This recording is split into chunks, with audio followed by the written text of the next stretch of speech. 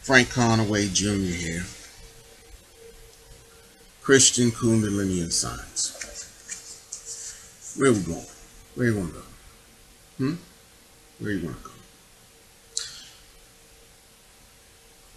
When you talk about believe in things that you don't understand, you believe it, but you don't understand it.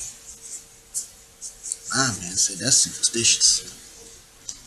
The quest is to know. That is knowledge. No, knowledge is a bad thing. Right. Is that what they're going to tell you? Knowledge is a bad thing. Okay. Let's see. You've been doing this step by step. See, I need to write this down. Okay. Okay. What do you want to call this? What do you want to call this?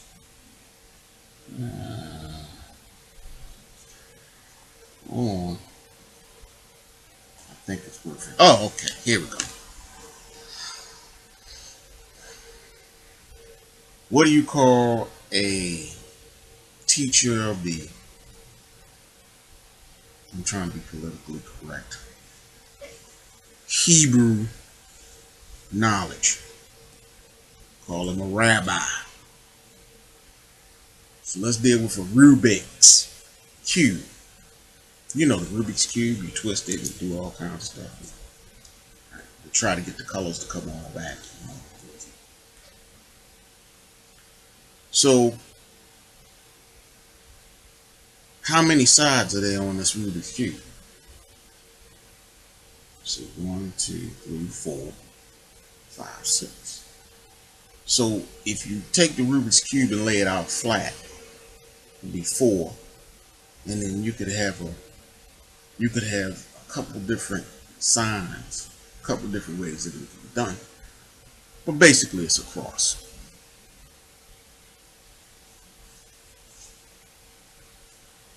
If you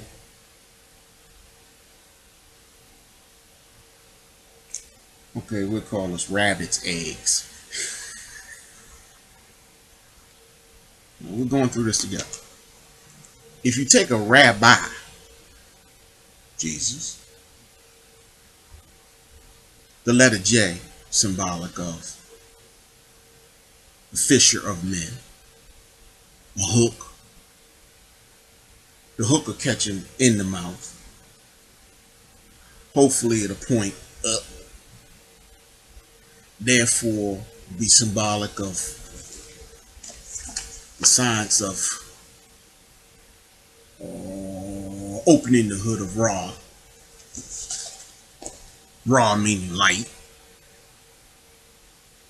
Opening or pulling back. Revelating. Apocalypse. Revelating.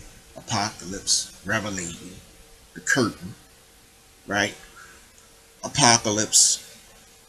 Revelating. Revelation. Ra. Light. So if you take a rabbi and you put him on this unfolded Rubik's Cube, which is a cross, then that becomes a rabbit. Because where do you get rabbit from for Easter? Now, some sciences, the rabbit represents fertility and multiplication. Fertility goes back to virility. He said Moses died as virility or fertility was in him. But rabbis, don't lay eggs. But this represents the cosmic egg that you rebirth, or that you birth the spiritual self in. This is the science. This is the bird, the one that's not on the ground, above ground, below ground, on top of the pyramid, below the pyramid, right? You can be one of two people, a risen self or fallen self. Right. Which one are you going to be? Right. From this science, you trick this inside yourself through the virility, up into the mindset, go inside of the cosmic egg, turn the polarity to positive versus negative, or negate,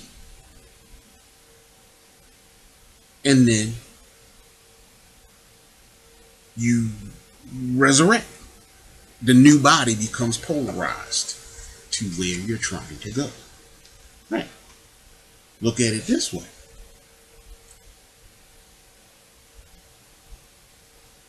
There are 13 roads, like there are 13 zodiac signs. Sorry. You know the 13 zodiac signs. You do know about the sign with the man with the snake wrapped around it. No. Serpent. No. 13 sign. No. Written in the stars. Ooh. Okay. The Matrix. The my tricks. In other words, you could be in an environment that has a design to it, that this is not just some random type of we're just here, was just random. No, that this could appear to be a random environment, but really it's a very high level controlled type of environment that deals with a certain kind of science that's called spiritual. If you choose or are chosen, there's a certain place that's called heaven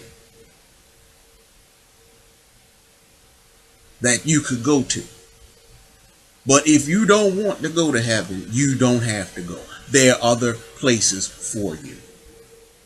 As in, when you don't want to do, let's say, what the Lord's will is, you want to do what you want to do. So you want to do what they say. If someone is looking at you, they say, what is he doing? He is doing his will. His will. Yes, so he will. He will. HEWILL, which could be spelled HE''LL, which could also be spelled HELL, hell, or heel, upside down, which necessarily is not really upside down. That's why Richard Pryor say, which way is up? The only reason why you're saying up is north is basically because of the polarity of the planet, and because it's coming out from the top. You're saying, well, where it's coming out from is up, but it doesn't have to necessarily be up.